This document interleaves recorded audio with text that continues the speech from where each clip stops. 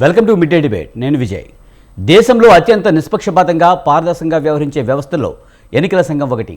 మన దేశంలో ప్రజాస్వామ్యం ఎంత బలమైన పునాదులు వేసుకుని నిలబడిందంటే దానికి కారణం మన ఎన్నికల వ్యవస్థ అని చెప్పడంలో ఎలాంటి సందేహం లేదు. అయితే కొన్ని సందర్భాల్లో కొందరు అధికారుల ప్రవర్తన కారణంగా ఎన్నికల నియమావళి నిజంగానే నిష్పక్షపాతంగా అమలవుతుందన్న అనుమానాలు తలెత్తుతున్నాయి. ఏపీలో విపక్షాల నుంచి ఇప్పుడు అలాంటి ఆరోపణలే వినిపిస్తున్నాయి.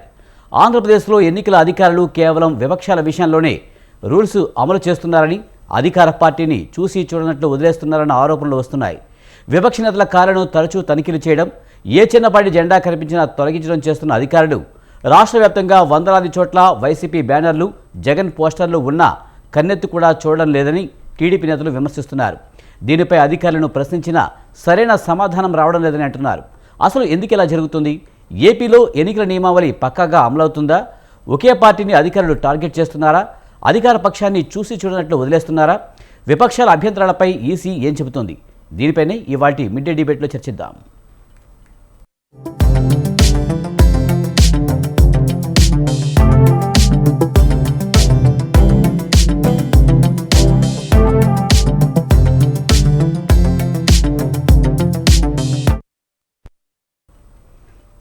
ఏపీలో ఎన్నికల నియమావళి అమలులో ప్రతిపక్షాలను అధికారులు టార్గెట్ చేస్తున్నారంటూ ప్రతిపక్షాలు ఆరోపణలు చేస్తున్నాయి. ఎన్నికల లబ్ధి కోసమే ప్రతిపక్షాలు ఇలాంటి ఆరోపణలు చేస్తున్నాయని అధికార పక్షం అంటుంది. ఇక ఇదే అంశానికి సంబంధించి మనతో మాట్లాడేందుకు జి శేఖర్ రెడ్డి గారు, వైసీపీ రాష్ట్ర నాయకులు, అలాగే ఎనిమిరెడ్డి మాలకొండయ్య గారు, బీజేపీ సీనియర్ నాయకులు మనతో ఉన్నారు. వారితో మాట్లాడదాం. మాలకొండయ్య గారు నమస్తే అండి. నమస్తే. నమస్తే సార్, ఎన్నికల ప్రవర్తన నియమాలలో అధికారుల తీరుపై ప్రతిపక్షాలు తీవ్రమైన ఆరోపణలు చేస్తున్నాయి. అధికార పక్షాన్ని ఒక రకంగా, ప్రతిపక్షాన్ని ఒక రకంగా చూస్తున్నారంటూ కూడా విమర్శలు చేస్తున్నారు. ఎలా చూడాలి? బ్రదర్ నమస్తే. ముందుగా మీకు డిబేట్లో ఉన్నటువంటి పెద్దలు శేఖర్ రెడ్డి గారు, ముఖ్యంగా ప్రేక్షకులందరికీ కూడా భారతీయ జనతా పార్టీ తరఫున నమస్కారాలు తెలియజేస్తున్నాను, అభినందనలు తెలియజేస్తున్నాను. అది ఇప్పుడు మీరు చెప్పినటువంటి విషయం, ఎన్నికల ప్రణాళిక ప్రకారం, ఎన్నికల కమిషనర్ యొక్క ఆర్డర్ ప్రకారం, లేక ఎన్నికల యొక్క సంస్థ అది ఒక బలమైనటువంటి సంస్థ, భారత ప్రభుత్వంలోనే ఒక ప్రత్యేకమైనటువంటి హక్కులు కలిగినటువంటి సంస్థలో అన్ని ఎక్కువ నిబంధనలు ఉన్నప్పటికీ కూడా అధికారులు, కింద స్థాయి అధికారులు ఎక్కడైతే రాష్ట్ర ప్రభుత్వాల పరిధిలో పనిచేస్తారో వారు సరైన నిర్ణయాలు సరైనటువంటి సమయంలో తీసుకోని కారణంగా కొన్ని రాష్ట్రాల్లో అధికార పార్టీలకు అనుకూలంగా ఉండటం, ప్రతిపక్షాల మీద ఏవైతే నిబంధనలు వర్తించడంలో జాప్యం చేయటం కానీ, లేకపోతే పట్టించుకోకపోవడం కానీ అది చాలా కాలంగా జరుగుతున్నటువంటి విషయం. అయితే ఈ ఎన్నికల్లో మాత్రం అటువంటి పరిస్థితి జరగకుండా ఢిల్లీ నుంచి గల్లీ దాకా ఒక సమిష్టి నిర్ణయంతో అధికారులందరూ కోఆర్డినేట్ చేసుకొని ఎలక్షన్ కమిషనర్ యొక్క నిబంధనలు ఖచ్చితంగా పాటించే విధంగా అటువంటి నిర్ణయాలు తీసుకుంటారని ఈ మధ్య రాజకీయ పార్టీలతో కూడా సమావేశాలు పెట్టి కేంద్ర స్థాయిలో కేంద్ర ఎన్నికల కమిషనర్ గారు, రాష్ట్ర స్థాయిలో రాష్ట్ర ఎన్నికల కమిషనర్ గారు, జిల్లా స్థాయిలో జిల్లా ఎన్నికల కమిషనర్ గారు, అసెంబ్లీ స్థాయిలో కూడా మీటింగ్ పెట్టి నిబంధనల విషయంలో చాలా ప్రతిష్టగా ఏదైతే నిర్ణయాలు ఇంప్లిమెంటేషన్ అవ్వడానికి పొలిటికల్ పార్టీల సహకారం కూడా అడుగుతూ మీటింగ్ పెట్టారు. కానీ పొలిటికల్ పార్టీల యొక్క ఆలోచన తీసుకున్నప్పటికి కూడా ఆంధ్రప్రదేశ్లో అనేక ప్రాంతాల్లో మనం చూస్తున్నాం, అధికార పార్టీలో ఉన్న వాళ్ళు ఏం మాట్లాడినప్పటికీ, ఎంత సమయం ప్రచారం చేసినప్పటికీ, లేక ఓటర్లకి ప్రలోభ పెట్టడానికి బహుమతులు ఇస్తున్నప్పటికీ, వాలంటీర్లని దగ్గర నుంచి ఎన్నికల ప్రచారంలో తిప్పుకుంటున్నప్పటికీ ఎక్కడా కూడా అధికారులు పట్టించుకోకపోవడం, ప్రతిపక్ష పార్టీలైనటువంటి మిగిలినటువంటి కూటమిలో ఉన్నటువంటి వారు కానీ ఏదైనా అభ్యర్థులు బ్యానర్లు పెట్టినప్పుడు, చిన్నపాటి బ్యానర్ పెట్టినప్పటికి కూడా సాయంత్రానికి ఆ బ్యానర్ తీసేయటం, ఏదైనా నిబంధనలు ఉల్లంఘించినట్లయితే కేసు ఫైల్ చేయటం, ఇది చాలా వన్ సైడ్గా జరుగుతున్నటువంటి విషయం. అనేక మంది మేధావులు చర్చించుకుంటున్నారు, మేము కూడా స్వయంగా చూస్తున్నాం.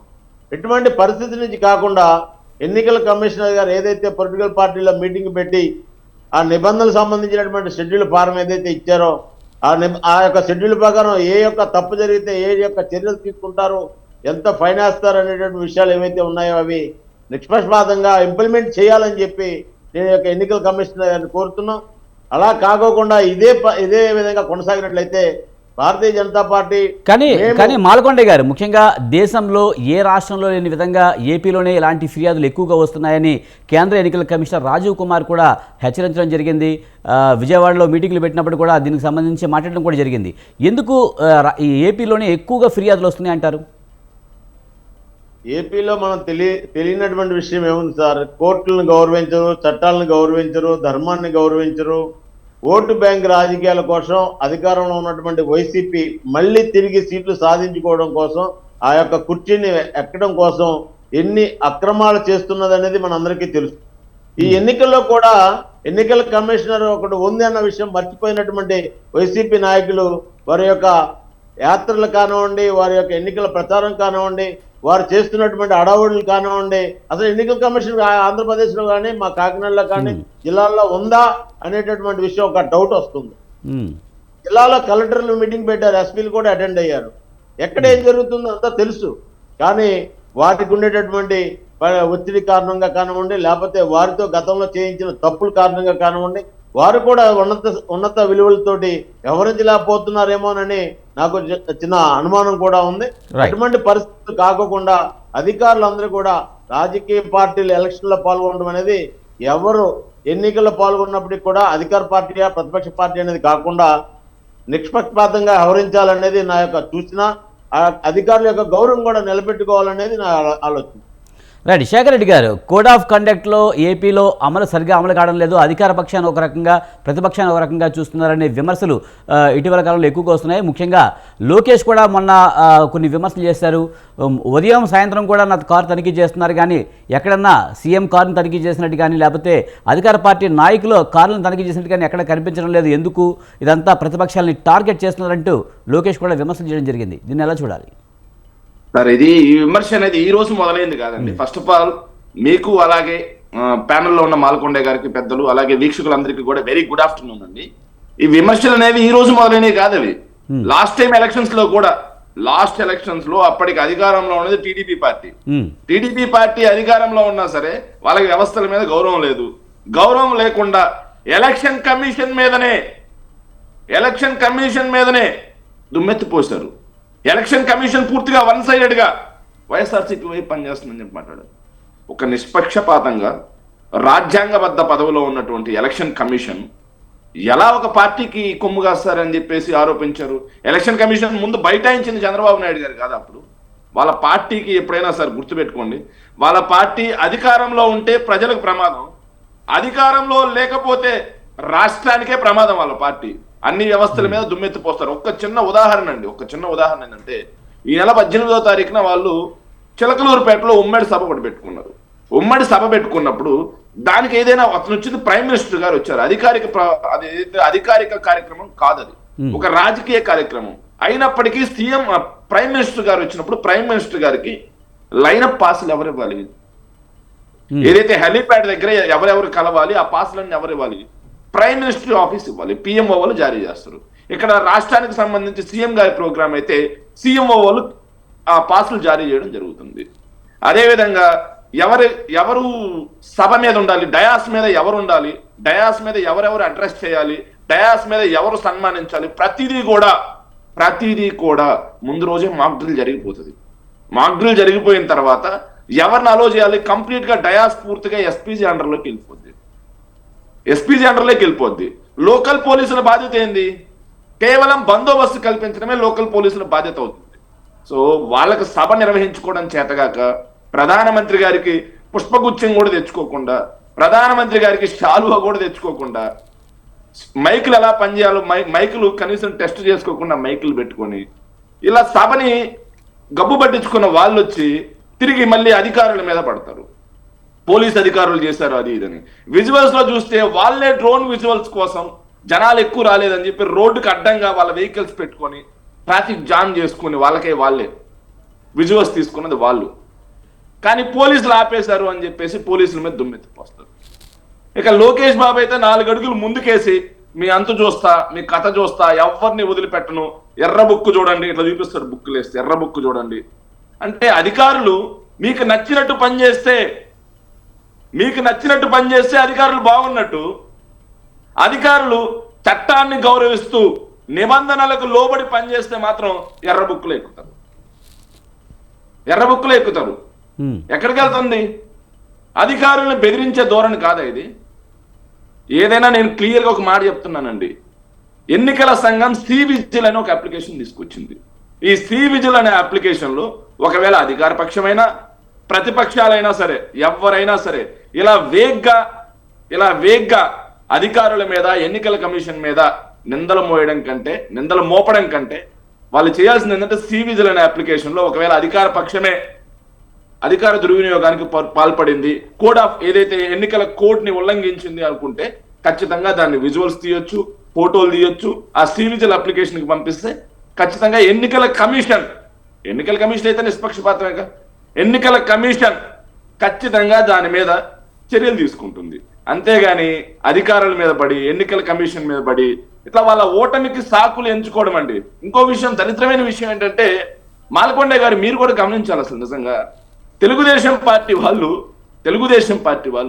బీజేపీ పార్టీతో పొత్తుందుకు పెట్టుకుంటున్నారా, 0.8% ఉంది కదా అని చెప్పేసి చాలా చర్చా కార్యక్రమాల్లో అడిగినప్పుడు వాళ్ళు చెప్పిన సమాధానం ఏంటంటే బీజేపీకి ఇక్కడ ప్రజల మద్దతు ఉంది, అవేం మాట్లాడట్లా. వాళ్ళు ఎన్నికలు సజావుగా సాగాలంటే, అధికారులందరూ కరెక్ట్గా ఉండాలంటే, ఎలక్షన్ కమిషన్ నిష్పక్షపాతంగా ఉండాలంటే బీజేపీతో పొత్తు అవసరం అనే మాట మాట్లాడుతున్నారు. అంటే బీజేపీకి ఎలక్షన్ కోడ్ ఆఫ్ కండక్ట్ లేదా? బీజేపీకి ఎన్నికల కోడ్ పనిచేయట్లేదా? బీజేపీకి కూడా ఎన్నికల కోడ్ పనిచేస్తుంది. అంటే బీజేపీ ఏదో మేనేజ్ చేస్తుంది ఎలక్షన్ కమిషన్ ని. లాస్ట్ టైం ఈవీఎంలను బీజేపీ మేనేజ్ చేసి వైఎస్ఆర్సీపీని గెలిపించిందని చెప్పి ఆరోపణలు చేసింది కూడా మీ మిత్రపక్షం. ఇప్పుడు మీ మిత్రపక్షం, అప్పుడు మీ ప్రతిపక్షం అయినటువంటి ఇదే టీడీపీ పార్టీ. కాదంటారా మాలకొండ గారు? ఎన్నికల ప్రణాళికనే, ఎన్నికలు జరిగే విధానాన్నే నిస్సిగ్గుగా ఎత్తి చూపినటువంటి దిగజారుడు పార్టీ టీడీపీ పార్టీ. ఆ టీడీపీ పార్టీలో ఇంకా దిగజారిన మనిషి నారా లోకేష్ గారు. ఆయన మాటలు పట్టుకొని ఏం మాట్లాడాలి? కానీ నిజంగానే లోకేష్ చెప్పినట్టుగా ఎక్కడా కూడా అధికార పార్టీకి సంబంధించిన నేతల విషయంలో కానీ, సీఎంకి సంబంధించిన కాన్వెన్స్ చెక్ చేసిన సందర్భంలో కానీ ఎక్కడా కూడా వార్తలు రాలేదంటారు. ఎందుకంటారు? అంటే వార్తలు రాలేదంత మాత్రాన నిజంగానే అధికారులు పని చేయనట్ట? సార్ మీరు ఒకటి గమనించాలి. నేను 2003 నుంచి ఎన్నికలు గమనిస్తున్నా. మాలకొండయ్య గారు నాకన్నా ఇంకో 15 సంవత్సరాల ముందు నుంచి ఎలక్షన్స్ గమనిస్తా ఉంటారు, నాకన్నా వయసులో పెద్దవారు కాబట్టి. సో 2003 నుంచి ఇప్పటి వరకు నేను చూసిన వాటిల్లో ఎన్నికలు ఇంత స్తబ్దుగా ఎలాంటి హడావిడి లేకుండా ఉన్న ఎలక్షన్స్ అయితే నేను చూడలేదు. కారణం ఏంటంటే ఇంకా 50 రోజులు ఉంది ఎలక్షన్స్. హడావిడి చేసి అభ్యర్థులు ముందుకెళ్ళి ఇప్పటి నుంచే జోబుల్లోంచి డబ్బులు తీసే పరిస్థితి లేదు. ఎందుకంటే ఎలక్షన్ కమిషన్ మనకంటూ కొంత పరిధి మేరకే డబ్బు ఖర్చు పెట్టాలి అని చెప్తుంది. ఎప్పటి నుంచి వెళ్తే ఆ పరిధి దాటిపోతారు అని చెప్పేసి ఇరు పార్టీల్లో కూడా ఇబ్బందులు ఉన్నాయి కాబట్టి స్తబ్దుగా ఉంది. సో లోకేష్ గారు బయట తిరుగుతున్నారు కాబట్టి అధికారులు ఏదైతే ఎలక్షన్ కమిషన్ చెప్పిన విధంగా ఆయన కార్లు తనిఖీ చేయొచ్చు. కానీ సీఎం జగన్మోహన్ రెడ్డి గారు ఇంకా బయటికి రాలేదే.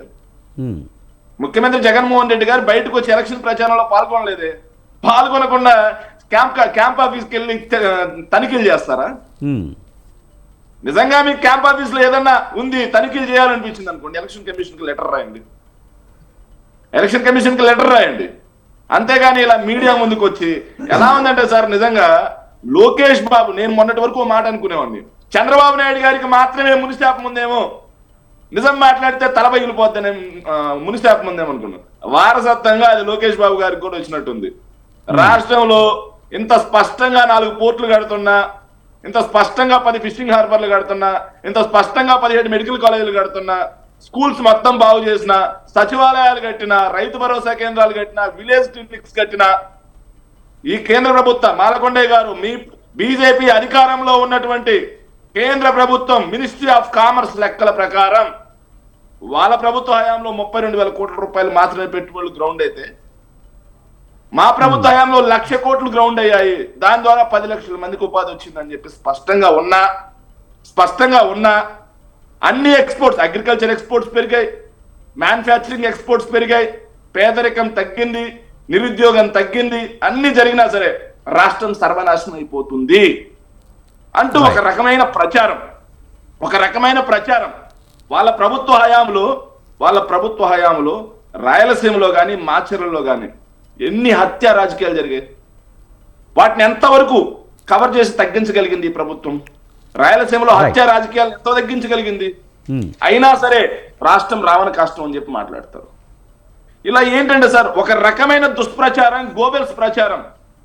వాళ్ళకు ఉన్నటువంటి ఒక సెక్షన్ ఆఫ్ మీడియాను అడ్డు పెట్టుకొని ప్రతి దాని మీద విషం. విశాఖపట్నంలో క్యాంప్ ఆఫీస్ కడితే విషం. వాళ్ళు కొండపైన రామానాయుడు స్టూడియోలు కట్టుకుంటే తప్పులేదు. నిబంధనలను అనుసరించి కొండ చుట్టూ ఏదైతే దీనికి సంబంధించినటువంటి పర్యాటక శాఖ సంబంధించినటువంటి భవంతులు కడితే సీఎం గారు సొంతంగా ఓ బిల్డింగ్ కట్టేసుకున్నారని చెప్పారు. వినండి సార్, వినండి. గవర్నమెంట్ కి సంబంధించినటువంటి బిల్డింగ్ ని సీఎం గారే సొంతంగా కట్టుకుంటున్నారని ఒక గోబెల్స్ ప్రచారం. ఇలా రాష్ట్రంలో ఎక్కడ ఏ అభివృద్ధి కార్యక్రమం చేసినా తప్పే. ఆఖరికి నిన్న లోకేష్ గారు మాట్లాడిన మాట అంటే వినండి బాగా. రాష్ట్రం ఏదైనా ఒక గవర్నమెంట్ కి ఒక సెక్టార్ మీద ప్రతి ఒక్క గవర్నమెంట్ కి ఒక ఐడియాలజీ ఉంటుంది. వైఎస్ జగన్మోహన్ రెడ్డి గారు అధికారంలోకి వచ్చిన తర్వాత నాణ్యమైన విద్య, నాణ్యమైన వైద్యం, దీంతో పాటుగా పెట్టుబడులను ఆకర్షించడం, పెట్టుబడులను ఇంకా గణనీయంగా ఆకర్షించాలి అంటే పక్క రాష్ట్రాలన్నిటికంటే కూడా మనం తక్కువకి రేటుకి విద్యుత్ ఇవ్వగలిగినప్పుడు, తక్కువ రేటుకి మనం పొలాలు ఇవ్వగలిగినప్పుడు మనకి ఇంకా ఎక్కువ స్థాయిలో పెట్టుబడులు వస్తాయి. పెట్టుబడులు వచ్చినప్పుడు ఉద్యోగాల కల్పన జరుగుతుంది అని ఆలోచన చేసి గ్రీన్ ఎనర్జీ వైపు జగన్మోహన్ రెడ్డి గారు అడుగులు వేస్తారు. ఆ గ్రీన్ ఎనర్జీ వైపు అడుగులేసి ఇండోసెల్ వాళ్ళకి కానీ JSW is not easy company అండి. జేఎస్డబ్ల్యూ వాళ్ళకి భూములు కేటాయిస్తే మొన్నటి వరకు కంపెనీలు రాలేదని రాస్తారు. ఇప్పుడు వచ్చిన కంపెనీలకి చూడండి సార్, వచ్చిన కంపెనీలకి భూములు కేటాయిస్తే తప్పు అని చెప్పి లోకేష్ ప్రచారం చేయటం, ఇంకో కంపెనీ వేరే వాళ్ళకి సంబంధించిన కొన్ని తోక పత్రికలు వచ్చేసి దాన్ని అచ్చేయటం. ఇది సార్ రాష్ట్రంలో జరుగుతుంది. ఇంకా మాట్లాడదామండి. మాల్కొండ గారు, ముఖ్యంగా చూస్తే ప్రతిపక్షాలు గ్లోబల్ ప్రచారం చేస్తున్నాయి తప్ప ఇంకేమీ కాదు. లోకేష్ అంటే రోడ్ల మీద తిరుగుతున్నాడు కనుక వాళ్ళని అతను ఆపి చెక్ చేస్తున్నారు. ఇంకా సీఎం గారు అయితే బయటికి రాలేదు, అందుకే చెక్ చేయడం లేదు. లోకేష్ వ్యాఖ్యల్లో ఎటువంటి నిజాలు లేదని చెప్పి వైసీపీ నాయకులు అంటున్నారు. ముఖ్యంగా బీజేపీ విషయంలో కూడా మాట్లాడితే బీజేపీకి ఏపీలో ఓటింగ్ అసలు లేకపోయినా సరే దాంతో పొత్తు పెట్టుకోవడానికి ప్రధాన కారణం ఏంటంటే ఎలక్షన్లో ఎటువంటి ఇబ్బందులు రాకుండా ఉండటం కోసం మాత్రమే అనే వ్యాఖ్యలు టీడీపీ నేతలు చేస్తున్నారు. ఎలక్షన్ కోడ్ ఆఫ్ కండక్ట్ అనేది బీజేపీకి ఉండదా అని చెప్పి వైసీపీ నాయకులు అంటున్నారు. బ్రదర్, మీరు చెప్పిన విషయాలు మనం ఒకసారి పరిశీలన చేస్తే ముందుగా ఒకటి శేఖర్ రెడ్డి గారికి వాస్తవ పరిస్థితులను దగ్గర నుంచి చూసినటువంటి విషయం ఒకటి గుర్తు చేస్తాను, తర్వాత అంశంలోకి వస్తాను. కాకినాడలో వైసీపీ ఎంపీ అభ్యర్థి సునీల్ గారు పుట్టినరోజు వేడుకల సందర్భంగా కాకినాడ అంతా ఫ్లెక్సీలతో బ్యానర్లతో నింపేస్తే ప్రధానమంత్రి నరేంద్ర మోడీ గారి ఫోటోతోటి బీజేపీ సీట్ ఆశిస్తున్న వ్యక్తి బ్యానర్లు ఫోటోలు పెడితే కాకినాడ కార్పొరేషన్ అధికారులు స్వయంగా బ్యానర్లు కట్ చేసుకుంటూ ఏదైతే ఫ్లెక్సీలు కట్ చేసుకుంటూ సునీల్ గారు అదే స్తంభానికి కట్టినటువంటి బ్యానర్ కట్ చేయకుండా అదే బ్యానర్కి మోడీ గారి ఫోటో ఉన్నటువంటి బ్యానర్ కట్ చేసుకుంటూ వెళ్ళినటువంటి వీడియో కావాలంటే మీకు కానీ శేఖర్ రెడ్డి గారికి కానీ నేను పంపిస్తాను. ఎందుకు ఈ విషయాల మీద మనం దాచిపెట్టుకోవాల్సిన అవసరం లేదు. దీనివల్ల ప్రజల్లో లోకువటం తప్ప సాధించేది ఎవరికీ లేదు. కాబట్టి నేను ఏం చెప్తున్నానంటే వాస్తవాలను దగ్గర పెట్టుకొని మనం ఇప్పటికైనా కలెక్టర్ గారు, ఎస్పీ గారు తీసుకున్నటువంటి నిర్ణయాలు, ఎన్నికల కమిషనర్ ఇచ్చిన ఆదేశాలు మనం అందరం కూడా పాటించినట్లయితే ఇందాక మీరు చెప్పినట్టుగా శేఖర్ రెడ్డి గారు ప్రశాంతంగా ఎన్నికలు జరుగుతాయి, ప్రజలు కూడా ప్రశాంతంగా ఓటేస్తారు. మనము ఏవైతే గొడవలు పడి వాతావరణం రేట్ చేస్తామో ప్రజలు కూడా స్వతంత్రంగా ఓటు వేయడానికి రారు, పోలింగ్ పర్సంటేజ్ బాగా తగ్గిపోతుంది. కాబట్టి మీరు మీ ద్వారా నేను రిక్వెస్ట్ చేస్తున్నాను, మీ వాళ్ళందరికీ కూడా ఈ సమాచారం పంపించండి. తర్వాత బీజేపీకి ఓటు ఉందా లేదా అనే విషయం, వారు ఎందుకు పొత్తు పెట్టుకున్నారు, వారు ఎందుకు మళ్ళీ ఎన్డీఏలోకి వచ్చారు, ఎన్డీఏ ఎందుకు వారికి స్వాగతం చెప్పింది, మొన్న చిలకలూరుపేట బహిరంగ సభలో చంద్రబాబు నాయుడు గారు మాట్లాడినటువంటి వీడియోని చంద్రబాబు నాయుడు గారు మాట్లాడినటువంటి వీడియోని ఒకసారి శేఖర్ రెడ్డి గారు చూసే ఉంటారు, కావాలని మరొకసారి నేను పంపిస్తాను. ఎందుకంటే ఇవాళ నరేంద్ర మోడీ గారి పాలన అద్భుతంగా ఉంది, దేశాన్ని ప్రపంచ దేశాల దృష్టికి తీసుకెళ్తున్నారు. ఆంధ్రప్రదేశ్లో కూడా మోడీ గారి నాయకత్వంలో అభివృద్ధి చెందుతుంది, కాబట్టి మేము ఎన్డీఏలోకి వచ్చామని చెప్పి చెప్పడం జరిగింది. దానికి నరేంద్ర మోడీ గారి గవర్నమెంట్కి కానీ గవర్నమెంట్ ద్వారా వచ్చిన పథకాలకు కానీ ఇవాళ ఆంధ్రప్రదేశ్లో మనం చూసినట్లయితే ఇందాక శేఖర్ రెడ్డి గారు చెప్పారు, స్కూల్ నిర్మాణం కోసం, స్కూల్ డెవలప్మెంట్ కోసం సర్వశిక్ష అభియాన్ నుంచి 1,00,000 కోట్ల రూపాయల పైన ఆంధ్రప్రదేశ్కి ఇవ్వడం జరిగింది. ఇవాళ స్కూళ్ళన్నీ కూడా డెవలప్ అవుతున్నాయి నరేంద్ర మోడీ గారి దయ వల్ల. ఇవాళ హాస్పిటల్ అన్నీ కూడా, పిహెచ్సి సెంటర్లు అన్నీ కూడా 10 పడకల ఆసుపత్రులుగా మారుతున్నాయి. మీరు చెప్పిన విలేజ్ క్లినిక్లు ఏదైతే చెప్తున్నారో వాటికి మీరు స్టిక్కర్లు వేసుకొని జగన్మోహన్ రెడ్డి గారు స్టిక్కర్ విలేజ్ క్లినిక్ గా చెప్తున్నారు. దానికి 100% నరేంద్ర మోడీ గారు పిహెచ్సి సెంటర్కి 6,50,000 నెలకి డబ్బులు కేటాయిస్తున్నారు. దాన్ని 10 పడకల ఆసుపత్రిగా మార్చారు. ప్రతి గ్రామంలో వైద్యం అందాలి, ప్రజలందరికీ వైద్యం అందుబాటులో ఉండాలని చెప్పి నరేంద్ర మోడీ గారు చెప్తుంటే ఓట్లు లేవు, సీట్లు లేవు, ఎవరో అంటారు, బీజేపీ అంటే నచ్చిన వాళ్ళు అంటారు. దానికోసం మనం ఇవాళ తీసుకొచ్చి ఇక్కడ పెట్టి బీజేపీకి ఓట్లు ఉన్నాయా, సీట్లు ఉన్నాయా, బీజేపీ ఏ స్థాయిలో ఉంది? నేను ఇవాళ ఒక ఛాలెంజ్ చెప్తున్నాను. భారతీయ జనతా పార్టీ గత ఎన్నికల్లో ఓటు శాతం చూసి ఇవాళ మనం మాట్లాడవలసిన అవసరం లేదు. మధ్యలో జరిగిన బై ఎలక్షన్లో 10% నుంచి 20% వరకు వచ్చాం. ఇవాళ చెప్తున్నాను, నేను ఆంధ్రప్రదేశ్లో నరేంద్ర మోడీ గారి ప్రభుత్వం యొక్క విజయాల కారణంగా, ప్రజలు పొందినటువంటి లబ్ధి కారణంగా, జరిగిన అభివృద్ధి కారణంగా 10 నుంచి 15% భారతీయ జనతా పార్టీకి ఓటు షేర్ తీసుకోబోతుంది ఆంధ్రప్రదేశ్లో. దాని కారణంగానే ఇవాళ పొత్తులో నూతన గవర్నమెంట్, బీజేపీ అలయన్స్ గవర్నమెంట్ ఆంధ్రప్రదేశ్లో రాబోతుంది. కాబట్టి మనం ఎన్నికల్లో ఏ అంశాలు మాట్లాడినప్పుడు కూడా ప్రజలు గమనిస్తున్నారు, ప్రజలు బీజేపీని ఆహ్వానిస్తున్నారు, బీజేపీ అభ్యర్థుల విజయానికి పెద్ద ఎత్తున స్వాగతం పలుకుతున్నారు. ఎన్డీఏ ప్రభుత్వం, నేను ఇందాక మీకు ఒక విషయం చెప్పారు, టీడీపీ వైసీపీ ఈ 2 పార్టీల మధ్యలో ఉండేటటువంటి వ్యక్తిగత లేకపోతే పార్టీల పరంగా మీకు ఏమైనా ఉంటే అది రాజకీయ పరమైనటువంటి అంశాలు. ఇక్కడ భారతీయ జనతా పార్టీ అభివృద్ధితో ముందుకెళ్తుంది.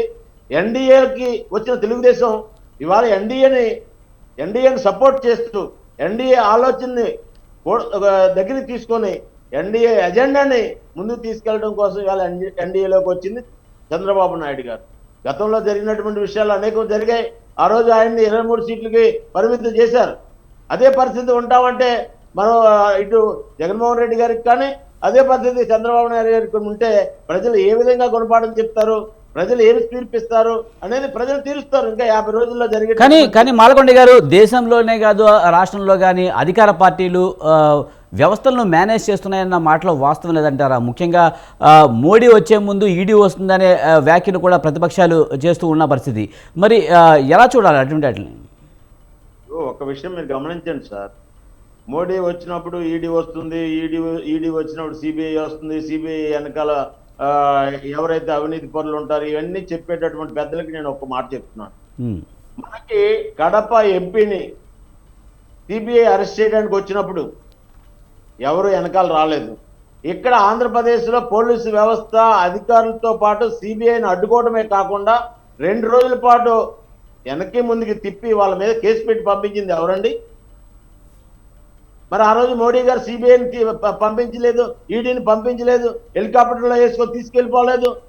న్యాయము, చట్టము, ధర్మాలు ఉన్నాయి సార్. ఇక అంటే నాకు బాధ కలిగితే నా ఇష్టం వచ్చినట్టు మాట్లాడటం ఇది కరెక్ట్ కాదండి. నేను చేసిన తప్పుని కారణంగా నాకు వచ్చిన బాధని సరిదిద్దుకోవడానికి ప్రయత్నం చేసుకోవాలి. కానీ 2019 ఎన్నికల సమయంలో కూడా టీడీపీ కొన్ని ఆరోపణలు అయితే చేసింది. అక్కడ కేంద్రంలో అధికారంలో ఉన్న బీజేపీతో లోపాయికారి ఒప్పందం వైసీపీకి ఉంది. అందుకే ఎన్నికల కమిషన్ మా మీద కక్ష సాధింపు చర్యగా మా వాళ్ళ మీద ఈడీ రైడ్ చేస్తున్నాయి అన్న వ్యాఖ్యలు అయితే గతంలో టీడీపీ వాళ్ళు చేసిన పరిస్థితి. మరి దీన్ని ఎలా చూడాలి? ఎన్నికల్లో ఓడిపోతామని భయం వచ్చిన ప్రతి వ్యక్తి ఏం మాట్లాడతారు సార్? ఇద్దరు అత్యర్థులుగా పోటీలోకి వెళ్ళిన తర్వాత ఓడిపోతామని భయం వచ్చిన తర్వాత అక్కడ జరిగేటటువంటి అన్ని విషయాలని కూడా తప్పు పట్టడానికి ప్రయత్నం చేస్తూ ఉంటారు. కానీ రాజకీయాల్లో ఎత్తుకు పై ఎత్తులు వేసుకుంటూ ఏదైతే ప్రజల్ని గందరగోళం సృష్టించడానికి చేస్తున్నటువంటి కొన్ని ప్రకటనలు ఉంటాయి, అవి ప్రజలు అర్థం చేసుకునే స్థాయికి వచ్చారు ఇవాళ. కాకపోతే జరుగుతున్నటువంటి ప్రచారం అధికారులు కూడా, నేను అందరినీ అన్నాను, కొంతమంది అవినీతి అధికారులు వారికి ఉండేటటువంటి గౌరవమైనటువంటి పోస్టులను కూడా ఆ సందర్భంగా ఎవరికైతే ఉపయోగిస్తారో ఆ పరిస్థితుల దృష్ట్యా ప్రజల్లో అనుమానాలు ఉన్నాయి, రాజకీయ పార్టీల్లో అనుమానం ఉన్నాయి. డబ్బు ఉన్నటువంటి అభ్యర్థులు కొంత మేనేజ్ చేస్తున్నటువంటి వాస్తవ పరిస్థితులు కూడా అంగీకరించాలి మనం కూడా. నేను చూశాను, చాలా ఎలక్షన్ టైంలో చూశాను. డబ్బున్నటువంటి అభ్యర్థులు వారి యొక్క ప్రచార వ్యవస్థలో కానివ్వండి, అధికారుల మేనేజ్మెంట్లో కానివ్వండి, అకౌంట్ ఒప్పచెప్పే విషయాల్లో కానివ్వండి, ఒక తీరు మార్పు ఉంటుంది. కాబట్టి ఏంటంటే నేను మరొకసారి కూడా మీ ద్వారా ఈ యొక్క డిబేట్ ద్వారా ప్రజలకు కూడా అపీల్ చేస్తున్నాను, అధికారులకు అపీల్ చేస్తున్నాను. ఎలక్షన్ కమిషన్ యొక్క ఆదేశాలు ఏవైతే ఉన్నాయో అవి స్పష్టంగా మనము ఇంప్లిమెంట్ చేసుకోవడానికి ప్రయత్నం చేద్దాము. మనకి ఎక్కడైనా ఇబ్బంది వస్తే ఎలక్షన్ కమిషన్ వారు ఇచ్చినటువంటి ఫోన్ నెంబర్ ఇచ్చారు, మరొక ఐడి ఇచ్చారు, మరొక వాట్సాప్ గ్రూప్ ఇచ్చారు. ఎక్కడ ఇమీడియట్లీగా మనం కానీ ఫిర్యాదు చేస్తే అక్కడ చాలా సీరియస్గా నిర్ణయాలు తీసుకుంటున్నారు. వాళ్ళు కూడా అధికారులు కొంత బాధ్యతగా పనిచేసేటటువంటి అవకాశం ఉంది. కొంతమంది ఎలాగా ఎన్ని కంప్లైంట్లు చేసినా ఉద్యోగం ఉందా పోయిందనేది కూడా చూడకుండా నాకు పలానా వాళ్ళు నెగ్గితే నా ఉద్యోగం మళ్ళీ ఇస్తారు, నాకు పలానా వాళ్ళు గవర్నమెంట్ వస్తే నా మంత్రి పదవి దగ్గర నన్ను పక్కన నిల్చోబెట్టుకుంటారు, నాకు ఉద్యోగంతో పని లేదు, ఈ పార్టీని గెలిపించడం కోసం పనిచేసే అధికారులు కొంతమంది ఉంటారు. వారు ఇష్టం వచ్చినట్టు వారు చేస్తారు, కానీ వారి తర్వాత వారికి వచ్చే పనిష్మెంట్లు కూడా వేరేగా ఉంటాయి. ఆ పనిష్మెంట్ అనుభవించిన అధికారులు తర్వాత మాట్లాడుతూ ఉంటారు, మేము ఆ రోజు తప్పు చేశాము, మేము మా డ్యూటీలు మేము చేస్తుంటే మాకు ఈ గతి ఉండేది కాదని చెప్పి. రాజశేఖర్ రెడ్డి గారి ప్రభుత్వంలో కొంతమంది ఐఏఎస్ అధికారులు చేసిన తప్పు ఇటీవల కాలంలో కోర్టుల్లో కూడా ఇబ్బంది పడినటువంటి పరిస్థితి, వారికి వచ్చిన తీర్పులు చూసి భయపడి ఇవాళ ఐఏఎస్ ఐపీఎస్ అధికారులు భయపడుతున్నటువంటి పరిస్థితి. అటువంటి పరిస్థితులు రానివ్వకూడదు. మన అధికారులు మనం కాపాడుకోవాలి. రాజకీయాలు నిజాయితీగా చేద్దాము. ఎలక్షన్ కమిషన్ యొక్క ఆధ్వర్యంలో మనం ఎన్నికలు జరిపించుకుందాం అనేది నేను అందరికీ అప్పీల్ చేస్తున్నాను. మేము కూడా అంతే పారదర్శకంగా ఉంటాం. రైట్ సార్, మనతో పాటు బోళ్ళ వెంకటరమణ గారు టీడీపీ రాష్ట్ర నాయకులు జాయిన్ అయ్యారు, ఆయనతో మాట్లాడదాం. వెంకటరమణ గారు నమస్తే అండి. నమస్తే అండి సార్, ముఖ్యంగా కోడ్ ఆఫ్ కండక్ట్ అమలులో ఏపీలో కరెక్ట్గా జరగడం లేదు. ముఖ్యంగా లోకేష్ వ్యాఖ్యలు చేయడం జరిగింది. అధికార పక్షాన్ని అయితే ఒక రకంగా, అలాగే ప్రతిపక్షాన్ని అయితే ఒక రకంగా అధికారులు ట్రీట్ చేస్తున్నారనే విమర్శలు అయితే చేయడం జరిగింది. ఇందులో వాస్తవం లేదు, కేవలం విమర్శలు చేయడానికే అలా చేస్తున్నారని అధికార పక్షం అంటుంది. నమస్కారం అండి మీకు, అలాగే తోటి పానలిస్టులకి, స్వతంత్ర వీక్షకులకి. ఈరోజు మరి ఎన్నికల కోడ్ అమల్లోకి వచ్చిన తర్వాత వైసీపీ ప్రభుత్వం నడుపుతున్నట్టే వాళ్ళ వ్యవహార శైలి అధికారులు కూడా అలాగే ప్రవర్తిస్తున్నారండి. ఎందుకనంటే ఇప్పుడు లోకేష్ బాబుని ప్రతి పూట కూడా తనిఖీ చేస్తున్నారు, ఎటు వెళ్ళినా తనిఖీ చేస్తున్నారు. మేము తనిఖీ చేయడం తప్పంటలేదు, కాకపోతే వాళ్ళు కావాలని అంటే మీన్గా చేస్తున్నారు అనేది ఖచ్చితంగా స్పష్టంగా తెలుస్తుంది. అట్లాగే మరి విజయసాయి రెడ్డి కానివ్వండి, వైవి సుబ్బారెడ్డి గారు కానివ్వండి, సజ్జలు కానివ్వండి, ఎవరు వెళ్ళినా కానీ వాళ్ళ వెహికల్స్ ఇంతవరకు తనిఖీ చేసిన దాఖలాలు అయితే కనిపించట్లేదు. అట్లాగే ఇప్పుడు కోడ్ వచ్చిన తర్వాత మరి తెలుగుదేశం ఫ్లెక్సీలు కానివ్వండి, అలాగే రంగులు కానివ్వండి, అన్ని చోట్ల కూడా తొలగిస్తున్నారు. అయితే ఇప్పుడు వైసీపీ వాళ్ళు మంగళగిరిలో ఏర్పాటు చేసిన బెంచ్లు కానివ్వండి, లేకపోతే వాళ్ళు వేసిన రంగులు కానివ్వండి, ఫ్లెక్సీలు కానివ్వండి, ఈ స్థాయిలో ఎక్కడ తొలగించడం జరగట్లేదు. ఎందుకంటే అత్యుత్సాహం ప్రదర్శిస్తున్నారు తెలుగుదేశం. ఒకవేళ ప్రతిపక్షాలన్నా తెలుగుదేశం నాయకులన్నా వాళ్ళు అత్యుత్సాహం ప్రదర్శించి ఇంకా మరింత ఎక్కువగా ఇది చేస్తున్నారు. అట్లాగే మనకి ఇప్పుడు ఎన్నికల కమిషన్ ఒక సివిజిల్ యాప్ అని ఒకటి అరేంజ్ చేసిందండి. అదేంటంటే ఏదైనా కంప్లైంట్స్ వస్తే మీరు కంప్లైంట్ చేయండి, ఇందులోనూ ఇమీడియట్ గా మేము రియాక్ట్ అవుతాము, విదిన్ అవర్స్ లో రియాక్ట్ అవుతాం. సో అని చెప్పేసి ఒక యాప్ రెడీ చేసి మరి చేశారు. అయితే ఆ యాప్ లో కంప్లైంట్స్ రిజిస్టర్ చేస్తుంటే ఇమీడియట్ గా వైసీపీ వాళ్ళకి తెలుస్తున్నాయండి కంప్లైంట్స్. వైసీపీ వాళ్ళకి తెలిసి వాళ్ళు ఏం చేస్తున్నారండి, ప్రతిపక్షాల మీద వాళ్ళు తెలిసిన తర్వాత మళ్ళీ వాళ్ళు దాడులు చేస్తున్నారు. మా మీద ఈ విధంగా కంప్లైంట్ చేస్తామని చెప్పి వచ్చి దాడులు చేస్తున్నారు. అంటే ఇది ఏ విధంగా లీక్ అవుతుందండి?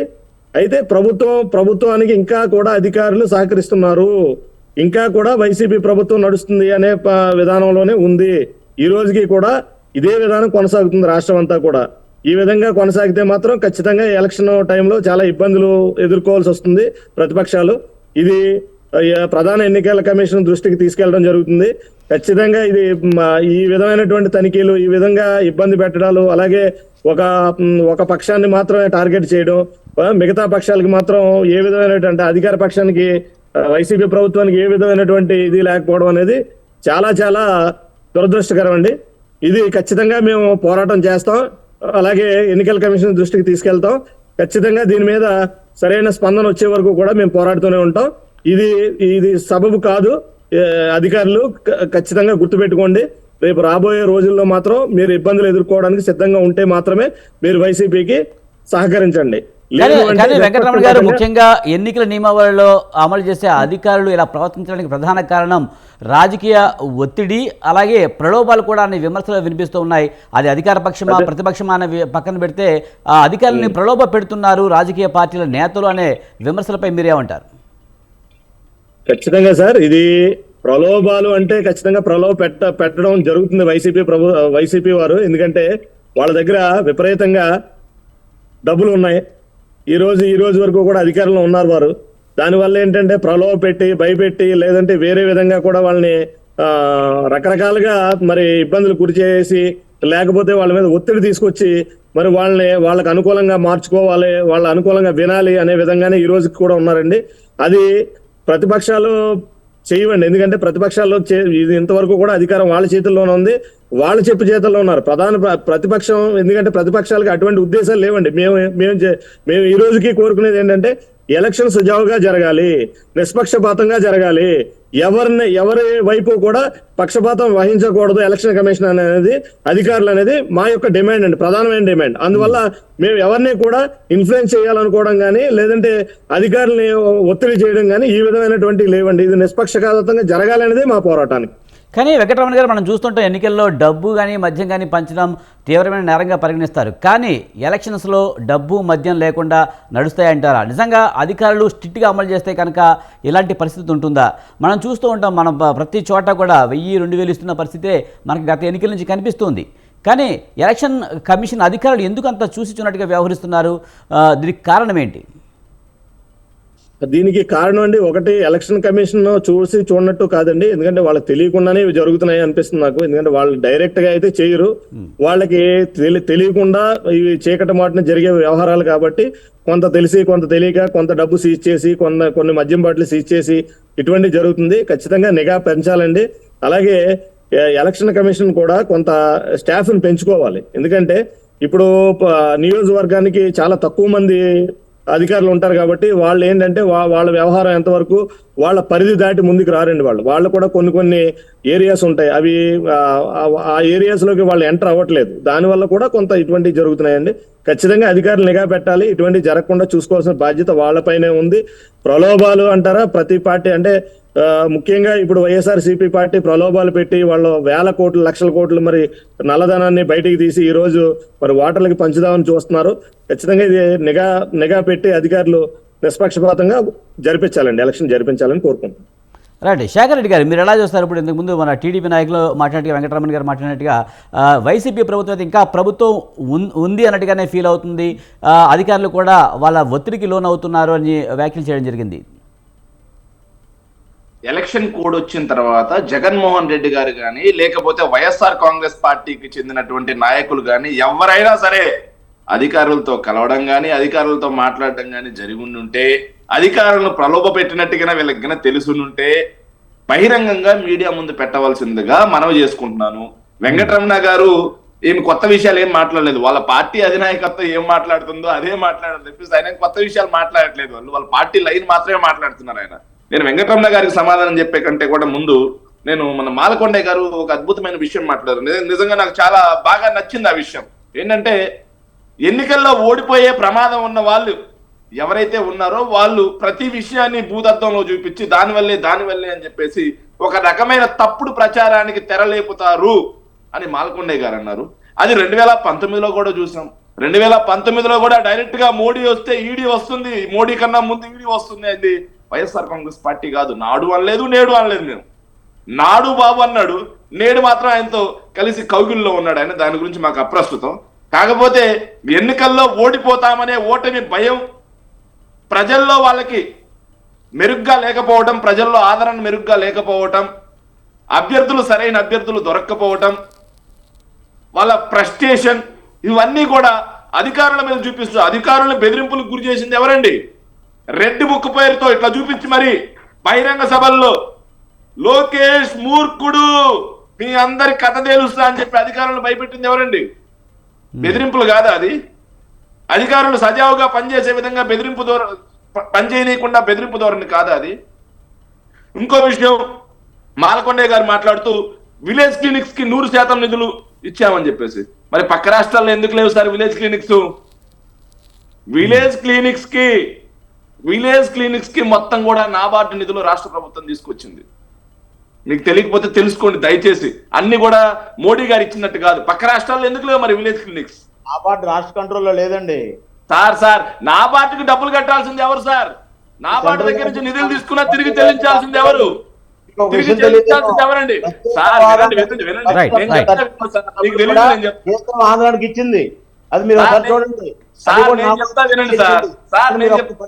మాలకొండ గారు మీరు మాట్లాడారు కదా, నేను మాట్లాడిన తర్వాత మీరు మాట్లాడారు దయచేసి. ఆంధ్రప్రదేశ్ లో స్కూల్స్ కి సర్వశిక్ష అభియాన్ కింద 1,00,000 కోట్ల రూపాయలు ఇచ్చామని చెప్పేసి. సార్ నిజంగా ఇది ఇలాంటి ప్రచారాలు ఎలా అంటే వాళ్ళు ఇచ్చింది ఎంత అనే అవసరం లేదు. సర్వశిక్ష అభియాన్ పథకం కింద రాష్ట్ర ప్రభుత్వం అసలు సర్వశిక్ష అభియాన్ లో నిధులే లేవు, ముందు తెలుసుకోండి. దాన్ని PM శ్రీ దాని కింద మార్చారు కేంద్ర ప్రభుత్వం. PM శ్రీ కింద రాష్ట్రంలో 654 స్కూల్స్ కి మాత్రమే 60-40 60% కేంద్ర ప్రభుత్వ నిధులు ఇచ్చేటట్టు 40% రాష్ట్ర ప్రభుత్వ నిధుల కింద PM శ్రీ కింద 654 స్కూల్స్ కి వాళ్ళు తీసుకుంటే, కేంద్ర ప్రభుత్వం తీసుకుంటే దాంట్లో 210 స్కూల్స్ కి మాత్రమే నిధులు కేటాయించారు. రాష్ట్రంలో ఎన్ని స్కూల్స్ డెవలప్ చేశామండి? 42,000 స్కూల్స్ మేము తీసుకుంటే వాటిల్లో 2 విడతల కింద 30,000 స్కూల్స్ మేము డెవలప్ చేసాం. ఎక్కడ 30,000 స్కూల్స్, ఎక్కడ 654 స్కూల్స్, అందులో కూడా 210. సో అది మీరు గమనించాలి. ఇంకోటి, వైఎస్ఆర్ గారి హయాంలో అధికారులు చేసిన తప్పు చుట్టుకుంది అని చెప్పేసి. సార్ కలెక్టర్ శ్రీలక్ష్మి గారు ఉన్నారు, ఐఏఎస్ శ్రీలక్ష్మి గారు గనుల శాఖ మంత్రిగా ఉన్నప్పుడు జగన్మోహన్ రెడ్డి గారిని ఇరికించాలి అని చెప్పి కాంగ్రెస్ కుట్రపూరితంగా చేసిన కుట్రలో ఒక అధికారి బంగారు భవిష్యత్తును బలి చేశారు అప్పటి కాంగ్రెస్ ప్రభుత్వం. ఈ రోజు ఆవిడ కడిగిన ముత్యంలా క్లీన్ చిట్ తీసుకొని మరీ వచ్చారు. మరి ఆవిడ తప్పు చేసినట్ట, లేకపోతే ఆవిడని అన్యాయంగా కేసులో ఇరికిచ్చినట్ట? మరి ఆవిడ అన్యాయంగా కేసులో ఇరికిచ్చి అధికార దుర్వినియోగానికి పాల్పడి వ్యవస్థలను మేనేజ్ చేసి ఆవిడ జీవితాన్ని అన్యాయం చేసిన వాళ్ళు, ఆవిడ క్యారెక్టర్ గురించి, ఆవిడ అవినీతి అది ఇది అని చెప్పి పత్రికల్లో ప్రచురించిన వాళ్ళు, ఆవిడ గురించి ప్రతి బహిరంగ సభల్లో మాట్లాడిన పార్టీలు, వీళ్ళందరూ కూడా ఆవిడకి ఈరోజు ఏం సమాధానం చెప్తారు? ఆవిడ గురించి క్లీన్ చీట్ వచ్చిందిగా, దాని గురించి ఏం శేఖర్ రెడ్డి గారు ముఖ్యంగా చూస్తే కనుక మీరు చెప్పినట్టు ప్రతిపక్షాలంటే చాలా విమర్శలు చేస్తూ ఉంటాయని అనుకోవచ్చు. కానీ ఎలక్షన్ చీఫ్ కమిషనర్ రాజీవ్ కుమారే కొన్ని విమర్శలు చేశారు. అసలు ఏ రాష్ట్రంలో లేని విధంగా ఏపీలో పరిస్థితులు ఉన్నాయి, తటస్థంగా వ్యవహరించిన అధికారులు ఎవరైనా తప్పుకోండి, ఇక్కడ చాలా ఫిర్యాదులు అందుతున్నాయని చీఫ్ ఎలక్షన్ కమిషనర్ చెప్పడాన్ని ఎలా చూడాలి మరి? సార్ మేమైతే క్లియర్ గా చెప్తున్నాం sir, chief election commission Rajiv Kumar గారికి వీళ్ళు లెటర్స్ రాసిన మాట వాస్తవం, ప్రతిపక్షాలు లెటర్స్ రాసిన మాట వాస్తవం. ప్రతిపక్షాలు లెటర్స్ రాసిన దాంట్లో మొన్న సభ గురించి కూడా వీళ్ళు లెటర్స్ రాసి 4 IPS గురించి, ఒక IAS గురించి కూడా వీళ్ళు దారుణంగా రాసి పంపిస్తే దాన్ని ఖండించింది. ఇది ఖచ్చితంగా మీ వైఫల్యం తప్పిస్తే వాళ్ళకి సంబంధం లేదు, ఎందుకని చెప్పి మీరు అధికారుల మీద పెడుతున్నారని చెప్పి ఈ రోజు కూడా వారు లెటర్స్ రాసి పంపించారు. దాన్ని ఆయన పరిగణలో తీసుకున్నారు, ఆలోచన చేస్తారు.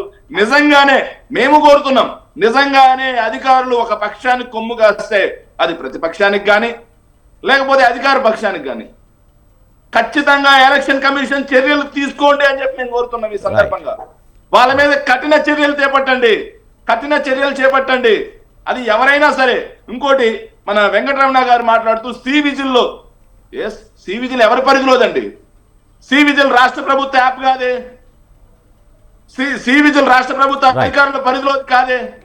సి విజిల్ కంప్లీట్ గా ఎన్నికల కమిషన్ కు సంబంధించినటువంటి అప్లికేషన్, ఎన్నికల కమిషన్ అది. అక్కడి నుంచి డేటా బయటకు వెళ్తుంది అంటే ఖచ్చితంగా ఎలక్షన్ కమిషన్ నిబద్ధతని మీరు ప్రశ్నిస్తున్నట్టే. రాజ్యాంగబద్ధంగా ఉన్న ఎలక్షన్ కమిషన్ నిబద్ధతని ఇది మొదటిసారి కాదు. 2019 ఎన్నికల ముందు కూడా మీ బాబు, మీ నారా లోకేష్, మీ తెలుగుదేశం పార్టీ నాడు ఎలక్షన్ కమిషన్ నిబద్ధతనే ప్రశ్నించారు. మీరు ఎలక్షన్ కమిషన్ ముందు బైఠాయించారు. అంటే ఎలక్షన్ కమిషన్ మీద కూడా మీకు విశ్వాసం లేదు. ప్రజల్లో విశ్వాసం కోల్పోయిన మీరు ఏ వ్యవస్థని విశ్వసించట్లేదు. కారణం ఓడిపోతామనే ఓటమి భయం, దానికి ఒక సాకు. నరేంద్ర మోడీ గారు ఈవీఎం శేఖర్ రెడ్డి గారు మనం ఇంకా మాట్లాడదామండి. మళ్ళీ అదే నరేంద్ర మోడీ గారితో స్పీచ్ అయిపోయిందా? జగన్మోహన్ రెడ్డి గారు లాగా మీ స్పీచ్ కూడా అలాగే ఉంది కానీ వెంకటరామన్ గారు ఎలా ఉంటుందండి? నారా లోకేష్ ఎలక్షన్ కమిషన్ మీద మేము అంటున్నాం, ఎలక్షన్ కమిషన్ లో అది అక్కడ కంప్లైంట్ రిజిస్టర్ అయినటువంటి కంప్లైంట్ ఏ విధంగా మీ వాళ్ళకి వస్తుంది, ఏ విధంగా మీరు తీసుకుంటున్నారు, ఎక్కడ మీరు ఏ ఆధారం? విధంగా ఇది ఎక్కడ కంప్లైంట్ ఆధారం? ఎక్కడ ఈ ఆధారం? విధంగా వచ్చింది ఏంటి కంప్లైంట్ ఆధారం? మీకు ఎలా తెలుస్తుంది? ఏంటి ఆధారం? మీ వైఎస్ఆర్సీపీ వాళ్ళకి ఏంటి ఆధారం? ఏంటి ఆధారం? మేము చెప్తాం, ఆధారాలతో సహా నిరూపిస్తాం మీకు. చెప్పండి. రెడీ మేము ఇంకొక డిబేట్ లో చెప్పండి, రెడీగా ఉంది మీరు కూడా. చెప్పండి. ఇప్పుడే చెప్పండి, Yes, మేము మాట్లాడదాం. తీసుకుంటాం. చెప్పండి, నేను మాట్లాడదాం. నేను చెప్తాను మీకు. Right, ఖచ్చితంగా right. తీసుకుంటాం. ఆరోపణ చేసి నిరూపిస్తాం Right, నేను. one by one మాట్లాడండి మీరు- దయచేసి. Right. మీరు పచ్చి అబద్ధాలు చెప్పి ఈ రోజు ఎలక్షన్ కమిషన్ మీద ఇది చేశారు అది చేశారు. మేము చెప్తుంది ఒకటే, ఎలక్షన్ కమిషన్ మేము అనట్లేదు. నిష్పక్షపాతంగా జరగాల్సిన బాధ్యత ఎలక్షన్ కమిషన్ మీద ఉంది. అలాగే ఇక్కడ నిర్వహించాల్సిన విధులు ఎవరైతే నిర్వహిస్తున్నారో అధికారుల మీద ఉందని మాత్రమే మేము తెలియజేస్తున్నాం. అంతేగాని ఎలక్షన్ కమిషన్ మీద మేము దుమ్మెత్తి ఎప్పుడూ పోయలేదు. లాస్ట్ టైం కూడా మేము ఎలక్షన్ కమిషన్ కి ఏం చెప్పామంటే నిష్పక్షపాతంగా జరగట్లేదు ఎలక్షన్స్, ఇక్కడ చాలా దారుణంగా జరుగుతున్నాయి, ఇక్కడ ఏ విధమైనటువంటి శాంతి భద్రతలు కూడా అదుపులో లేవు, ఇక్కడ బూతుల్ని వాళ్ళు ఆక్రమించుకుంటున్నారు, ఈ విధంగా మమ్మల్ని భయభ్రాంతులు గురి చేస్తున్నారు అభ్యర్థులు అని చెప్పి మాత్రమే ఆ రోజు తెలియజేయడం జరిగింది. అట్లాగే ఈ రోజు కూడా అదే చెప్తున్నామండి. ఎందుకంటే ఈ రోజు ఎలక్షన్ కమిషన్ ఒక నియమావళి వచ్చిన తర్వాత ఈ రోజు కూడా వైసీపీ వాళ్ళ యొక్క బోర్డులు కానివ్వండి, సైన్ బోర్డ్స్ కానివ్వండి, లేకపోతే ఇవి రంగులు కానివ్వండి, లేకపోతే వాళ్ళ ఫ్లాగ్స్ కానివ్వండి, వాళ్ళ ఇష్టానుసారంగా తిరుగుతున్నారు వాళ్ళు. అది మేము చెప్తున్నాం. అలాగే మంత్రులు ఈ రోజు వరకు ఒక్క చోట తనిఖీ చేసింది కనిపించలేదు మాకు.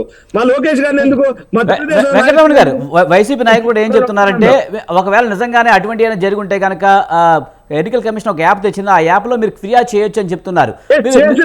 నేను అదే చెప్తున్నాను సార్. ఆ యాప్ లో మేము ఫిర్యాదు ఏదైతే చేస్తున్నామో ఆ యాప్ లో ఇచ్చినటువంటి ఫిర్యాదు వీళ్ళు స్వీకరిస్తున్నారు. ఏ విధంగా వస్తుందని అడుగుతున్నామండి. కొంతమంది అధికారులు సహకరిస్తున్నారని చెప్తున్నాం మేము. ఎలక్షన్ కమిషన్ మేము చెప్పట్లేదు. ఇక్కడ కొంతమంది అధికారులు వీళ్ళకి ఈ రోజుకి కూడా ఇంకా తొత్తులుగానే వ్యవహరిస్తున్నారు.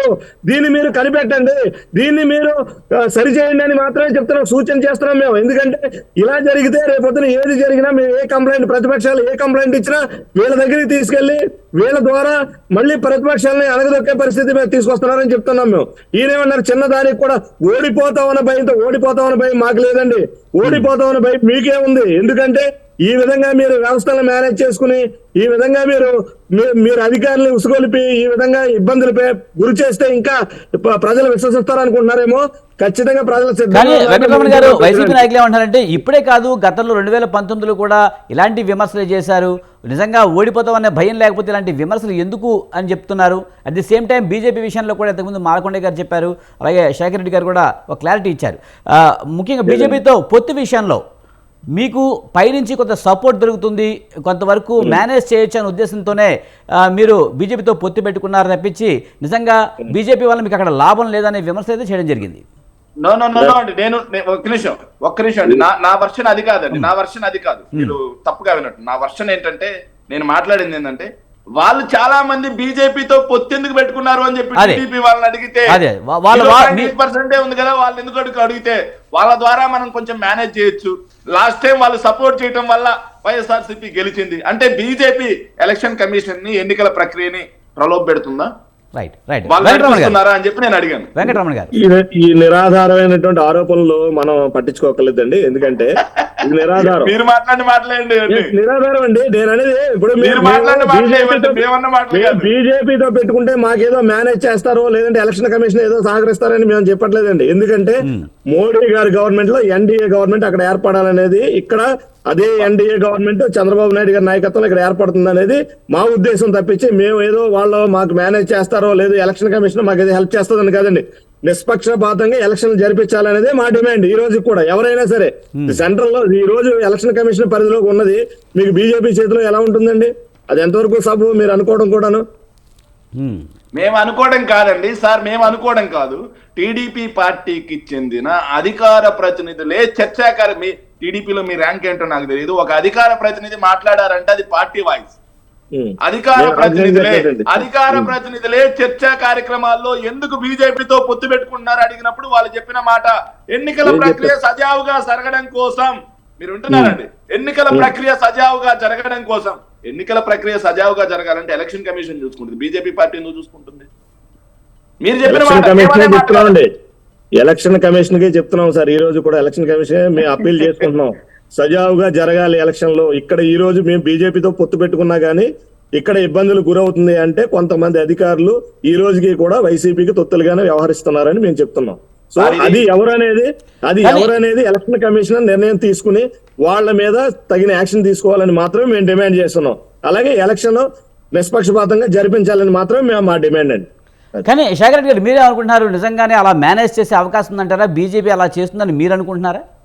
బీజేపీ మేము ఏ రోజు కూడా వ్యవస్థల మీద మేము దుమ్మెత్తిపేసే నైజం మాది కాదు. ఎలక్షన్ కమిషన్ ని ఏ రోజు మేము మాట్లాడలేదు, అలాగే రాజ్యాంగబద్ధంగా ఉన్న వాటిని మేము ఏ రోజు మాట్లాడలేదు. మేము క్లియర్ గా ఒక స్టాండ్ మీద ఉన్నాం. మేము ప్రజలను నమ్ముకున్నాం. వాళ్ళలాగా సార్ ఒకటి గుర్తుపెట్టుకోండి, 2019 ఎన్నికల ఫలితాల తర్వాత మాలకొండయ్య గారు సాక్ష్యం, మీరు సాక్ష్యం, రాష్ట్ర ప్రజలందరూ సాక్ష్యం, ఇరు తెలుగు రాష్ట్రాల ప్రజలందరూ సాక్ష్యం. ఎంతమంది సాక్ష్యాన్ని ఒక అబద్ధంతో ఎలా తృప్తి చేస్తాం? వాళ్ళు చెప్పిన మాట, మోడీ జగన్ ఇద్దరు కలిసి ఈవీఎంలను మేనేజ్ చేసి వాళ్ళు చేసిన దుష్ప్రచారం.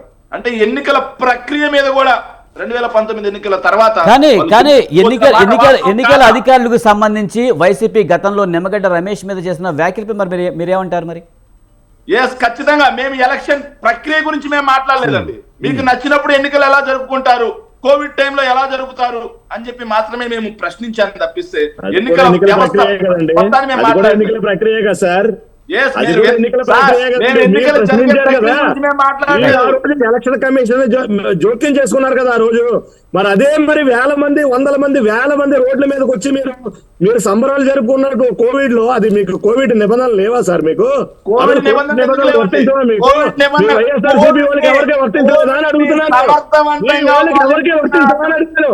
ఎన్ని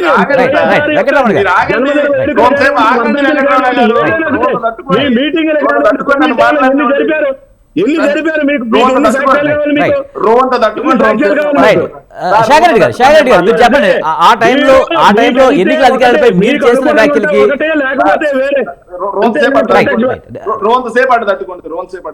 సార్ ఏదైతే నిమ్మగడ్డ గారి విషయంలో మేము మాట్లాడింది ఏంటంటే ఎన్నికల కమిషన్ అప్పుడు కోవిడ్ టైంలో ఎలక్షన్స్ పెట్టొద్దు అని చెప్పి మేము మాట్లాడాం. కోవిడ్ టైంలో ఎలక్షన్స్ ఎందుకు పెట్టొద్దు అని చెప్పి మాట్లాడాం అంటే ఎలక్షన్స్ కోసం పక్క రాష్ట్రాల నుంచి కూడా అందరూ వస్తారు, సో కోవిడ్ అనేది వ్యాప్తి చెందుతుంది అని చెప్పి మేము మాట్లాడని తప్పిస్తే ఎలక్షన్ కమిషన్ మీద మేము దుమ్మెత్తిపోయలేదే సార్. మేము కానీ అప్పట్లో శేఖర్ రెడ్డి గారు అప్పట్లో టీడీపీ వెంకటరమణ గారు ఒక నిమిషం అప్పట్లో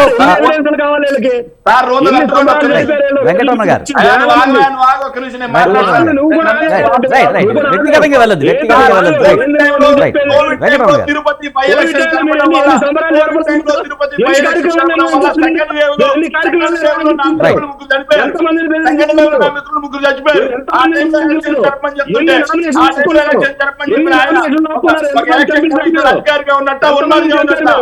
మీరు చెప్పకండి, మీరు అధికారులు బెదిరించడంలో కానివ్వండి, ఎవరండి అధికారులు బెదిరించేది? ఎన్ని కేసులు పెట్టారు?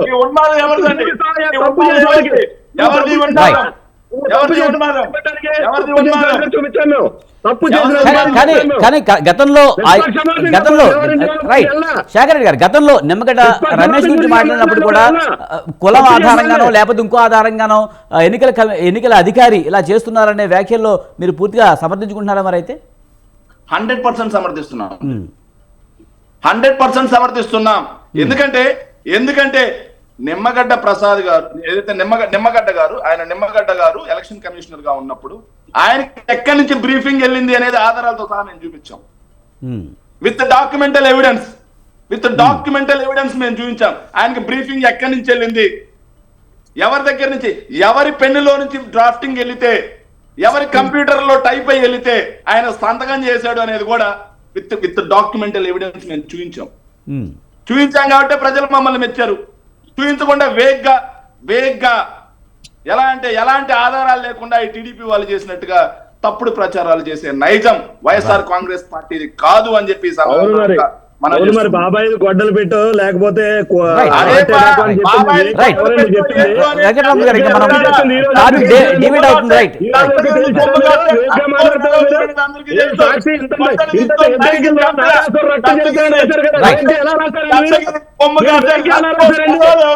అలాగే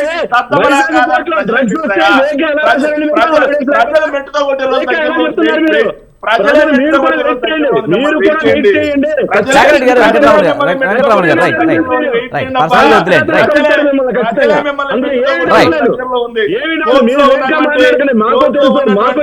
దర్యాప్తులో ఉన్నటువంటి అంశాల గురించి శేఖర్ రెడ్డి గారు అలాగే వెంకటరమణ గారు మనం ఇంకా మాట్లాడదామండి. మాల్కొండ గారు ముఖ్యంగా గెలిపే పరమావధిగా ముఖ్యంగా అధికార పార్టీలు కానీ ప్రతిపక్షాలు కానీ పనిచేస్తున్నాయి. అందుకే ఎలక్షన్ కమిషన్ మేనేజ్ కమిషన్ మీద అధికారులను మేనేజ్ చేస్తున్నారు కింది స్థాయిలో. అందుకే డబ్బు మద్యం ఏరులే పారుతుంది అన్న వ్యాఖ్యానాలపై మీరేమంటారు? ఇందాక మన శేఖర్ రెడ్డి గారు ఎలక్షన్ కమిషనర్ సెంట్రల్ గవర్నమెంట్ అనేటటువంటిది 100% ఇండివిజువల్ సంస్థ, బలమైనటువంటి వ్యవస్థ. కానీ ఆంధ్రప్రదేశ్లో ఇంప్లిమెంట్ జరిగేటటువంటి ఆ వ్యవస్థకి ఇక్కడ అధికారులు ఆంధ్రప్రదేశ్ అధికారులే కోఆపరేషన్ చేస్తారు. డైరెక్ట్గా సెంట్రల్ గవర్నమెంట్ అధికారులు ఉండరు. మనం ఏ కంప్లైంట్ చేసినా సెంట్రల్ గవర్నమెంట్ వెళ్ళిన తర్వాత అది తిరిగి ఎవరికి వస్తుందంటే కలెక్టర్ గారికి వస్తుంది. కలెక్టర్ గారు కింద స్థాయికి పంపిస్తారు. కింద స్థాయి ఎవరున్నారు? RTO, MRO, revenue secretary. ఈ విధంగా అది బయటకు వస్తున్నప్పుడు అది ఏదో ఎలక్షన్ కమిషనర్ ఢిల్లీలోనే తీసుకెళ్లి బయటకు వస్తుంది అనేటటువంటి విషయం, అంటే అక్కడ వాళ్ళని అవమానపరిచే విధంగా మాట్లాడటం అనేది కరెక్ట్ కాదు. మనం ఎక్కడ తప్పు జరుగుతుంది అనేది మాల్కొండ గారు ఒక్క నిమిషం సారీ పద్ది చిన్న సబ్మిషన్. నేను ఏమంటున్నానంటే అతను మాట్లాడిన మాట ఏంటంటే ఎవరు కంప్లైంట్ చేశారు అనేది కూడా బయటకు వెళ్తుంది అని చెప్పి మాట్లాడుతున్నారు. సి విజిల్ యాప్ లో డిస్క్లైమర్ లో క్లియర్ గా మెన్షన్ చేస్తుంటారు. అతనికి తెలియకపోతే చదువుకోమని, ఇంగ్లీష్ రాకపోతే నేను దాని తెలుగు ట్రాన్స్లేట్ చేసి పంపిస్తా. ఓకే, క్లియర్ గా మెన్షన్ చేస్తున్నారు. ఏమని మెన్షన్ చేస్తున్నారు అంటే ఎవరైతే కంప్లైంట్ చేస్తారో వాళ్ళ వివరాలు పూర్తిగా గోప్యంగా ఉంచబడతాయి అని చెప్పేసి ఒకటి చేస్తుంటారు. కలెక్టర్ గారికి సి విజిల్ యాప్ నుంచి ఒకటి వెళ్ళినా సరే ఏమని వెళ్తుందంటే పలానా చోట ఎన్నికల నియమావళి ఉల్లంఘిస్తున్నారంట, వెళ్ళి దాన్ని చెక్ చేయండి అని చెప్తారు. కానీ పలానా వ్యక్తి కంప్లైంట్ ఇచ్చాడు అని చెప్పేసి సి విజిల్ యాప్ నుంచి ఎవరికి కంప్లైంట్ వెళ్ళదు. ఎవరైతే ఫిర్యాదు దాడిపై అతను ఏమంటారంటే ఫిర్యాదు చేసిన వాళ్ళ మీద దాడులు చేస్తున్నారు అని చెప్పి మాట్లాడుతున్నారు. ఫిర్యాదుదారుడి పేరు పూర్తిగా గోప్యం, ఎలా వెళ్తుంది? కానీ అక్కడ గోప్యంగా ఉండొచ్చు, కానీ జనాలు మాట్లాడుకుంటారు కదా, ఖచ్చితంగా మేము కంప్లైంట్ చేస్తున్నామని, లేకపోతే ఎక్కడో దుక్కున ప్రస్తావన వస్తుంది, నిజంగా అలా చేశారని అనుమానం వస్తే దాడులు చేస్తున్నారని దాని భావన అయ్యి ఉండొచ్చుగా. అది కాదు, మాట్లాడే మాట ఒకటే అండి, ఎవరు ఫిర్యాదు చేస్తే వాళ్ళకి సంబంధించిన డీటెయిల్స్ మొత్తం ఇటు వెళ్ళిపోతున్నాయి అనేది అతని ఆరోపణ. రైట్. శేఖర్ రెడ్డి గారు ఎలా జరుగుతుంది అనేది నేను అడుగుతున్నాను. ఇదే తప్పుడు ప్రచారం ఇది ఈ రోజుతో మొదలైంది కాదండి. చంద్రబాబు నాయుడు గారు ఎన్టీఆర్ గారిని పొడిచి పార్టీ లాక్కున్నప్పటి నుంచి మొదలైన పూర్తిగా కొనసాగింపు. శేఖర్ రెడ్డి గారు, ఇప్పుడు నేను ఏమంటానంటే ఆంధ్రప్రదేశ్ ఎలక్షన్ దేశంలో ఏ రాష్ట్రంలో జరిగినంత ఆర్థికమైనటువంటి ఎలక్షన్ జరుగుతుంది రేపు. కాబట్టి ఏంటంటే అభ్యర్థుల యొక్క పెద్ద స్థాయి బడా డబ్బున్న వాళ్ళందరూ కూడా అభ్యర్థులుగా వస్తారు. అవునన్నా కాదన్నా ఒకరి మీద ఒకరు విమర్శలు చేసుకుంటూనే ఉంటారు. ఈవీఎంలు విమర్శిస్తారు, ఎలక్షన్ కమిషన్ విమర్శిస్తారు, డబ్బుతో మేనేజ్ చేస్తారు. రాజకీయ వ్యవస్థ ఉన్నన్ని రోజులు ఈ విమర్శలు ఉండడం సహజం. కానీ అటువంటి విమర్శలు తగ్గించుకోవడానికి మనం ఏం చేయాలి? వాస్తవ పరిస్థితుల్ని ఎలక్షన్ కమిషన్ చేస్తున్నటువంటి ప్రచారం ఏదైతే ఉందో దాన్ని మనం ఎక్కువగా అవగాహన పెంచుకొని మన ఎన్నికల ప్రచారంతో పాటు అధికారులకి ప్రజలకి అర్థమయ్యేలాగా ఎలక్షన్ కమిషన్ యొక్క చిష్టాన్ని ధైర్యం తెచ్చుకునే విధంగా మనం తీసుకెళ్ళినట్లయితే అందరికీ కూడా ఈ విషయం అర్థమవుతుంది. ఇందా మీరు చెప్పారు, కంప్లైంట్ చేసినప్పుడు కంప్లైంట్ చేసినటువంటి వ్యక్తి పేర్లు కానీ వివరాలు కానీ వాళ్ళ దగ్గర ఉండిపోతాయి. ఫలాని పోలింగ్ బూత్లో తప్పు జరుగుతుందన్న సమాచారం మాత్రమే కలెక్టర్ గారికి వస్తుంది. ఆ వచ్చినటువంటి విషయం ఎంఆర్ఓ గారికి పంపిస్తారు అని చెప్పి చాలా క్లియర్గా మీరు అక్కడ కోట్ చేశారు. అది అప్పుడు మాల్కొండ కంప్లైంట్ ఇచ్చినా, శేఖర్ రెడ్డి గారు కంప్లైంట్ ఇచ్చినా, ఎవరు ఇచ్చారు అనేది అక్కడి నుంచి రాకపోయినప్పటికి కూడా కంప్లైంట్ ఇచ్చిన ప్లేస్లోనే మేము కంప్లైంట్ ఇచ్చాం, మీ సత్తా మీ మా కబడ్దార్, మీ ఎంత చూస్తామని మనమే చెప్పుకునే పరిస్థితి ఉంటుంది కదా. రైట్, మనం చెప్పుకునే పరిస్థితి ఉంటుంది కదా. ఇటువంటి పరిస్థితులన్నీ కూడా ఈ యొక్క రాజకీయ గందరగోళంలో ఎలక్షన్ కమిషన్ యొక్క పాత్ర సీరియస్ గా ఉండాలని కోరుకుందాం. తర్వాత ఇందా మీరు చెప్పినట్టుగా శేఖర్ రెడ్డి గారు చెప్పినట్టుగా ఆంధ్రప్రదేశ్ లో నిధులు వాటా 60 పార్టీ అని చెప్పారు. రైట్. ఇది పేపర్లకే పరిమితం అయి ఉందా? మీరు 40% ఎక్కడైనా ఖర్చు పెట్టినటువంటి ఏదైనా ఒక ఫైల్ మాల్కొండ గారు టైం అయిందండి, టైం అయింది, కంక్లూడ్ చేయండి. Right right thank you Malkonda గారు, అలాగే శేఖర్ రెడ్డి గారు, అలాగే డిబేట్లో పార్టిసిపేట్ చేసిన వెంకటరమణ గారికి థ్యాంక్ యూ వెరీ మచ్ అండి. ఇది వాటి మిడ్ డే డిబేట్. చూస్తూనే ఉండండి స్వతంత్ర.